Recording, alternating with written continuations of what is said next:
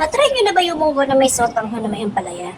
Kung hindi pa, please keep on watching. Una, maglaga tayo ng munggo. Depende sa inyo kung gaano kadaming munggo ang gusto nyo lutuin. Ayan. Tapos, i-smash natin pag naluto na. Yung malambot na ganyan. Mas masarap pag naka-smash yan eh. Lalasa talaga yung munggo. Tapos, igisa natin ang kamatis. Yan, hintayin natin malanta yung mga kamatis na ito dito sa kawali. Gisa-gisa lang to, kayang-kaya nyo to. Alam ko naman kayang-kaya ng karamihan itong ginisang munggo dahil ordinary yung recipe na lang to sa atin. Pero, ang pinagkaiba nga lang, depende sa atin kung anong gusto natin ilagay sa ginisang munggo natin. Kaya kung nga, lalagyan ko ito ng sotanghon at saka ng ampalaya. Yan, parang sinabaw ang sotanghon na may munggo. Parang gano'n ang magiging style niya. Na talagang pinapapak lang dito rin sa bahay. Kahit walang rice, ayos na ayos na.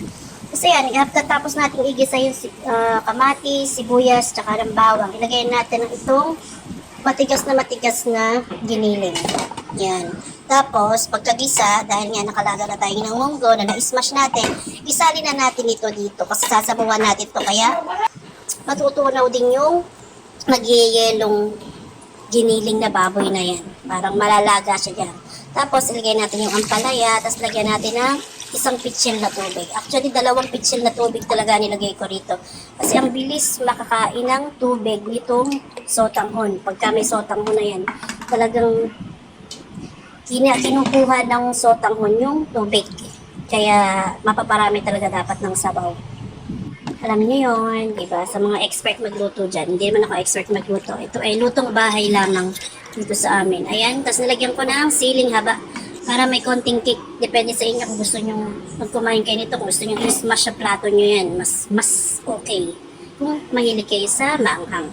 Katapos nga nilagay natin yung sotanghon. Ayan. Depende sa inyo kung gaano kadaming sotanghon. Tapos, depende rin sa inyo kung anong seasoning ang gusto nyo ilagay. Asin, yung mga magic dyan. Depende. Tsaka mga chicken cube. Pwede rin nyo rin lagyan ng mga chicken cube or pork cube. Tapos, nilagyan natin ng ground black pepper. Yan. Basta yan, luto na ang ating munggo na may sotanghon at ampalaya. Thank you so much for watching and please don't forget to follow and share. Bye-bye!